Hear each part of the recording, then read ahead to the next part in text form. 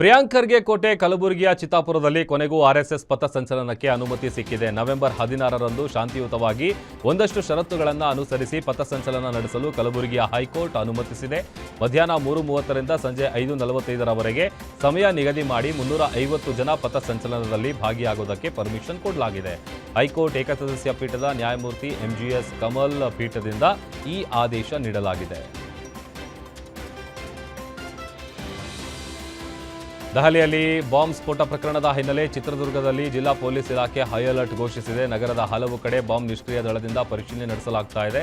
ಸಾರಿಗೆ ಬಸ್ ನಿಲ್ದಾಣ, ರೈಲ್ವೆ ನಿಲ್ದಾಣ ಸೇರಿ ಹಲವು ಕಡೆ ಬಾಂಬ್ ಸ್ಕ್ವಾಡ್ ಹಾಗೂ ಶ್ವಾನ ದಳದಿಂದ ತೀವ್ರ ತಪಾಸಣೆಯನ್ನ ಮಾಡಲಾಗ್ತಾ ಇದೆ. ಐತಿಹಾಸಿಕ ಸ್ಮಾರಕಗಳು ಹಾಗೂ ಜನದಟ್ಟಣೆ ಪ್ರದೇಶಗಳಲ್ಲಿ ಪೊಲೀಸ್ ಹದ್ದಿನ ಕಣ್ಣು ಇರಿಸಿದ್ದಾರೆ.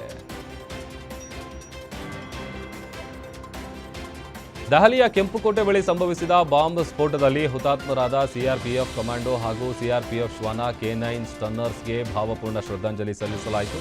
ಕೋಲಾರ ಜಿಲ್ಲೆಯ ಜಯನಗರದ BR ಅಂಬೇಡ್ಕರ್ ಮಕ್ಕಳ ಉದ್ಯಾನವನದಲ್ಲಿ ಯೋಧರ ಸ್ಮಾರಕದ ಬಳಿ ಹುತಾತ್ಮ ಯೋಧರ ಭಾವಚಿತ್ರಕ್ಕೆ ಪುಷ್ಪಾರ್ಚನೆ ಹಾಗೂ ಮೌನಾಚರಣೆ ಮಾಡುವ ಮೂಲಕ ಶ್ರದ್ಧಾಂಜಲಿ ಅರ್ಪಿಸಿದ್ದಾರೆ. ಜಿಲ್ಲೆಯ ಮಾಜಿ ಯೋಧರು ಹಾಗೂ ವಕೀಲರು ಸೇರಿ ಸಾರ್ವಜನಿಕರು ಈ ವೇಳೆ ಭಾಗಿಯಾಗಿದ್ದರು. ದೆಹಲಿ ಬಾಂಬ್ ಬ್ಲಾಸ್ಟ್ ಬೆನ್ನಲ್ಲೇ ದೇಶಾದ್ಯಂತ ಪೊಲೀಸರು NIA ಅಲರ್ಟ್ ಆಗಿದ್ದಾರೆ. ಅನುಮಾನಾಸ್ಪದ ವ್ಯಕ್ತಿಗಳನ್ನು ವಿಚಾರಣೆಗೆ ಒಳಪಡಿಸಲಾಗ್ತಾ ಇದೆ. ಅಂತೆಯೇ ಈ ಹಿಂದೆ ಖಲೀಫತ್ ಉಗ್ರ ಸಂಘಟನೆಯಲ್ಲಿ ಗುರುತಿಸಿಕೊಂಡಿದ್ದ ತುಮಕೂರಿನ ಮುಜಾಹಿದ್ದೀನ್ ಅನ್ನ ಪೊಲೀಸರು ವಶಕ್ಕೆ ಪಡೆದು ವಿಚಾರಣೆ ನಡೆಸಿದ್ದಾರೆ. ಈತ ವರ್ಷಗಳ ಹಿಂದೆ ಖಲೀಫತ್ ಉಗ್ರ ಸಂಘಟನೆ ಮುಖಂಡರಿಗೆ ತುಮಕೂರಿನಲ್ಲಿ ಸಭೆಗೆ ವ್ಯವಸ್ಥೆ ಮಾಡಿಸಿದ. ಈ ಪ್ರಕರಣ ಸಂಬಂಧ ಈತನನ್ನ NIA ಬಂಧಿಸಿ ತಿಹಾರ್ ಜೈಲಿಗೆ ಕಳಿಸಿತ್ತು. 6 ವರ್ಷಗಳ ಕಾಲ ಜೈಲಿನಲ್ಲಿದ್ದು ನಂತರ ಹೊರಬಂದಿದ್ದ. ದೆಹಲಿ ಕಾರ್ ಬ್ಲಾಸ್ಟ್ ನಡೆದ ಮರುದಿನ ಈತನನ್ನ ತಿಲಕ್ ಪಾರ್ಕ್ ನಗರ ಪೊಲೀಸ್ ಠಾಣೆಯಲ್ಲಿ SP ಪುರುಷೋತ್ತಮ್ ಅವರ ನೇತೃತ್ವದಲ್ಲಿ ತೀವ್ರ ವಿಚಾರಣೆ ನಡೆಸಿದಾಗ ಕೆಂಪುಕೋಟೆ ದುರಂತಕ್ಕೂ ಈತನಿಗೂ ಲಿಂಕ್ ಇಲ್ಲ ಅನ್ನೋದು ಗೊತ್ತಾಗಿದೆ. ಸೈಟ್ ಕೊಡಿಸೋದಾಗಿ ಲಕ್ಷಾಂತರ ಹಣ ಪಡೆದು ಮಹಿಳೆಯೊಬ್ಬರಿಗೆ ವಂಚನೆ ಮಾಡಿರೋ ಘಟನೆ ಸೋಲದೇವನಹಳ್ಳಿ ಪೊಲೀಸ್ ಠಾಣಾ ವ್ಯಾಪ್ತಿಯಲ್ಲಿ ಬೆಳಕಿಗೆ ಬಂದಿದೆ. ಸುಕನ್ಯಾ ಹಾಗೂ ನರಸಿಂಹ ಎಂಬುವವರು ನನ್ನಿಂದ 28 ಲಕ್ಷ ಹಣ ಪಡೆದು ಮೋಸ ಮಾಡಿದ್ದಾರೆ ಅಂತ ಗಂಗಮ್ಮ ಎಂಬಾಕೆ ಕಂಪ್ಲೇಂಟ್ ಕೊಟ್ಟಿದ್ದಾರೆ. ಆರೋಪಿ ನರಸಿಂಹ ದುನಿಯಾ ವಿಜಿ ಜೊತೆ ಹಲವು ಫೋಟೋಗಳನ್ನು ತೆಗೆದು ಎಲ್ಲರ ಬಳಿ ಬಿಲ್ಡಪ್ ಕೊಡ್ತಾ ಇದ್ದಂತೆ.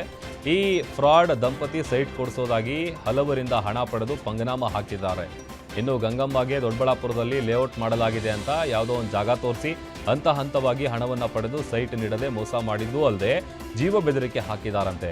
ಈ ಹಿನ್ನೆಲೆ ನ್ಯಾಯಾಲಯಕ್ಕೆ ಮಹಿಳೆ ಇದೀಗ ಪೊಲೀಸ್ ಠಾಣೆ ಮೆಟ್ಟಿಲೇರಿದ್ದಾರೆ.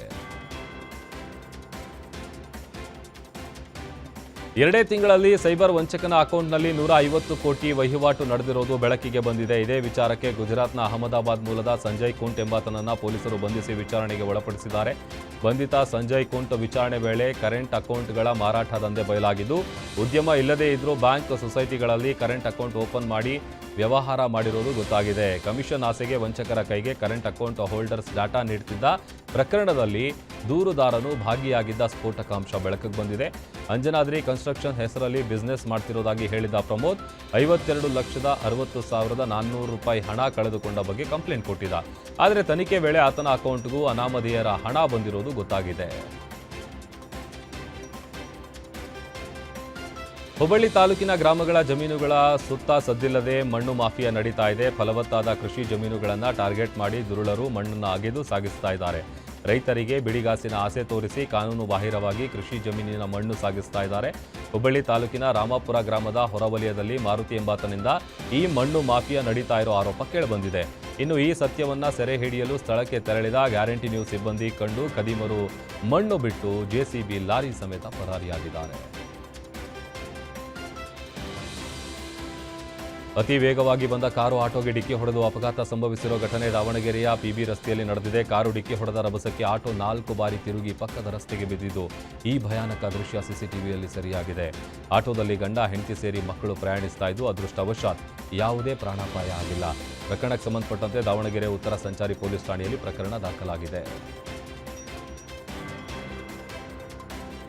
ಬೈಕ್ ಹಾಗೂ ಕಾರ್ ನಡುವೆ ಅಪಘಾತ ಸಂಭವಿಸಿ ಪಾದಚಾರಿ ಸೇರಿ ಮೂವರು ಮೃತಪಟ್ಟ ಘಟನೆ ಬಾಗಲಕೋಟೆಯಲ್ಲಿ ನಡೆದಿದೆ. ಮುಗಳಖೋಡ ಕ್ರಾಸ್ ಬಳಿ ಸಂಭವಿಸಿದ ಅಪಘಾತದಲ್ಲಿ 32 ವರ್ಷದ ಖಾಸಗಿ ಶಾಲೆಯ ಶಿಕ್ಷಕ ಗಣಪತಿ, ಬೆಲ್ಲದ ಕಾರ್ಖಾನೆಯಲ್ಲಿ ಕೆಲಸ ಮಾಡುತ್ತಿದ್ದ 46 ವರ್ಷದ ತಾಪಸ್ ಕುಮಾರ ದುಲಾಯಿ ಮೃತಪಟ್ಟಿದ್ದಾರೆ.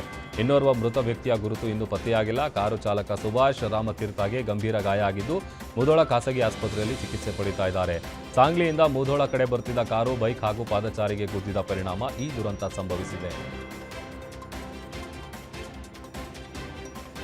ನೆಲಮಂಗಲ ಮಾರ್ಗವಾಗಿ ಮಂಗಳೂರಿಗೆ ನಿಷೇಧಿತ ಇ ಸಿಗರೇಟ್ ಅನ್ನು ಸಾಗಿಸುವ ವೇಳೆ ನೆಲಮಂಗಲದಲ್ಲಿ ಪೊಲೀಸರು ಕಾರ್ಯಾಚರಣೆ ನಡೆಸಿ ಜಪ್ತಿ ಮಾಡಿದ್ದಾರೆ. ಖಚಿತ ಮಾಹಿತಿ ಆಧಾರದ ಮೇಲೆ ಪೊಲೀಸರು ದಾಳಿ ನಡೆಸಿ 50 ಲಕ್ಷ ರೂಪಾಯಿ ಬೆಲೆ ಬಾಳುವ E cigarette box, 3 car, mobile ಜಪ್ತಿ ಸೇರಿದಂತೆ ಕೃತ್ಯದಲ್ಲಿ ಭಾಗಿಯಾಗಿದ್ದ 9 ಜನರನ್ನು ಪೊಲೀಸರು ವಶಕ್ಕೆ ಪಡೆದಿದ್ದಾರೆ. ಈ ಕುರಿತು ನೆಲಮಂಗಲ ಗ್ರಾಮಾಂತರ ಪೊಲೀಸ್ ಠಾಣೆಯಲ್ಲಿ ಪ್ರಕರಣ ದಾಖಲಾಗಿದೆ. ಮೈಸೂರು ಜಿಲ್ಲೆಯಲ್ಲಿ ಹುಲಿಗಳ ಉಪಟಳ ಹೆಚ್ಚಾಗಿದೆ. ಜಿಲ್ಲೆಯ ಚಿಕ್ಕಾಡಿಗನಹಳ್ಳಿಯಲ್ಲಿ ತಾಯಿ ಹಾಗೂ 3 ಮರಿ ಹುಲಿಗಳು ಕಾಣಿಸಿಕೊಂಡಿದ್ದು ಅವುಗಳಲ್ಲಿ ಹುಲಿ ಮರಿಯೊಂದನ್ನು ಸೆರೆ ಹಿಡಿಯಲಾಗಿದೆ. ಉಳಿದ ಹುಲಿಗಳಿಗಾಗಿ ಅರಣ್ಯ ಇಲಾಖೆಯು ಶೋಧ ಮುಂದುವರೆಸಿದೆ. ಹುಣಸೂರು ತಾಲೂಕಿನ ಸುತ್ತಮುತ್ತಲ ಗ್ರಾಮಗಳಲ್ಲಿ ಹುಲಿ ಹಾಗೂ ಮರಿಗಳು ಓಡಾಡ್ತಾ ಇದ್ದು ಜನರು ಆತಂಕದಲ್ಲಿ ಬದುಕುವಂತಾಗಿದೆ. ಹೀಗಾಗಿ ಹುಲಿಗಳ ಸೆರೆ ಕಾರ್ಯಾಚರಣೆಗೆ ಆನೆ ಮತ್ತು ಚಿರತೆ ಪಡೆಯನ್ನ ಅಖಾಡಕ್ಕೆ ಇಳಿಸಲಾಗಿದೆ. ಕೋಆಪರೇಟಿವ್ ಫೈನಾನ್ಸ್ ಕಿರುಕುಳಕ್ಕೆ ಬೇಸತ್ತು ರೈತನೊಬ್ಬ ಆತ್ಮಹತ್ಯೆ ಮಾಡಿಕೊಂಡ ಘಟನೆ ಬೆಳಗಾವಿಯಲ್ಲಿ ನಡೆದಿದೆ. ಮಣ್ಣೂರ ಗ್ರಾಮದಲ್ಲಿದ್ದ ಕೋಆಪರೇಟಿವ್ ಫೈನಾನ್ಸ್ನಲ್ಲಿ ಸುಮಾರು 12 ಲಕ್ಷ ರೂಪಾಯಿ ಸಾಲ ಪಡ್ಕೊಂಡಿದ್ದ. ಅದರಲ್ಲಿ ಕೇವಲ 4 ಲಕ್ಷ ಮಾತ್ರ ತೀರಿಸಿದ್ರು. ಬಡ್ಡಿ ಮತ್ತು ಅಸಲು ಸೇರಿ 16 ಲಕ್ಷ ಕಟ್ಟುವಂತೆ ಫೈನಾನ್ಸ್ನವರು ಕಿರುಕುಳ ನೀಡಿದ್ದು ಅಲ್ಲದೆ ರೈತನ ಮನೆ ಹರಾಜಿಗಿದೆ ಅಂತ ಸುತ್ತಮುತ್ತಲಿನ ಗ್ರಾಮಗಳಲ್ಲಿ ಡಂಗೂರ ಸಾರಿದ್ದಾರೆ. ಇದರಿಂದ ಮನನೊಂದು 78 ವರ್ಷದ ರೈತ ಸಾತೇರಿ ಹೊನ್ನಪ್ಪ ರುಟಕುಟೆ ಆತ್ಮಹತ್ಯೆಗೆ ಶರಣಾಗಿದ್ದಾನೆ. ಇನ್ನು ಮೃತನ ಕುಟುಂಬದಲ್ಲಿ ಆತಂಕ ಮನೆ ಮಾಡಿದ್ದು ನ್ಯಾಯ ಕೊಡಿಸುವಂತೆ ಜಿಲ್ಲಾಡಳಿತಕ್ಕೆ ಒತ್ತಾಯಿಸಿದ್ದಾರೆ. ಬಾಲಕನಿಗೆ ಅಪಘಾತವಾಗಿ 15 ದಿನ ಕಳೆದರೂ ಪೊಲೀಸರು ಎಫ್ಐಆರ್ ದಾಖಲಿಸಿಕೊಳ್ತಾ ಇಲ್ಲ ಅಂತ ಹೆತ್ತವರು ಕಣ್ಣೀರು ಹಾಕಿದ ಘಟನೆ ಬೀದರ್ನ ಜಿಲ್ಲಾಧಿಕಾರಿ ಕಚೇರಿ ಆವರಣದಲ್ಲಿ ನಡೆದಿದೆ. ಅಕ್ಟೋಬರ್ 25ರಂದು ಕೋಳಾರ್ ಗ್ರಾಮದಲ್ಲಿ ಸಂಜೆ ಮನೆ ಬಳಿ ಆಟ ಆಡ್ತಿದ್ದ 6 ವರ್ಷದ ಬಾಲಕನಿಗೆ ಬೈಕ್ ಡಿಕ್ಕಿ ಹೊಡೆದು ಕಾಲಿಗೆ ಗಂಭೀರ ಗಾಯ ಆಗಿತ್ತು. ಬೈಕ್ ಡಿಕ್ಕಿ ಆದರೂ ಸೈಕಲ್ ಡಿಕ್ಕಿ ಆಗಿದೆ ಅಂತ ಹೇಳಿ ಪೊಲೀಸರು ದೂರು ದಾಖಲಿಸಿಕೊಂಡಿಲ್ಲ ಅಂತ ಮಗುವನ್ನ ಜಿಲ್ಲಾಧಿಕಾರಿ ಕಚೇರಿಯ ಮೆಟ್ಟಿಲುಗಳ ಮೇಲೆ ಮಲಗಿಸಿ ನ್ಯಾಯಕ್ಕಾಗಿ ಜಿಲ್ಲಾಧಿಕಾರಿ ಶಿಲ್ಪಾ ಶರ್ಮಾ ಕಾಲಿಗೆ ಬಿದ್ದು ಬಡ ಕುಟುಂಬ ಕಣ್ಣೀರಿಟ್ಟು ಅಂಗಲಾಚಿದೆ. ಶಿವಮೊಗ್ಗ ಜಿಲ್ಲೆಯ ಶಿಕಾರಿಪುರ ತಾಲೂಕಿನ ತಡಸನಹಳ್ಳಿಯಲ್ಲಿ ನಡೆದ ಹೋರಿ ಹಬ್ಬದಲ್ಲಿ ಬಿಜೆಪಿ ರಾಜ್ಯಾಧ್ಯಕ್ಷ ಬಿವೈ ವಿಜಯೇಂದ್ರ ಪಾಲ್ಗೊಂಡು ಗಮನ ಸೆಳೆದರು.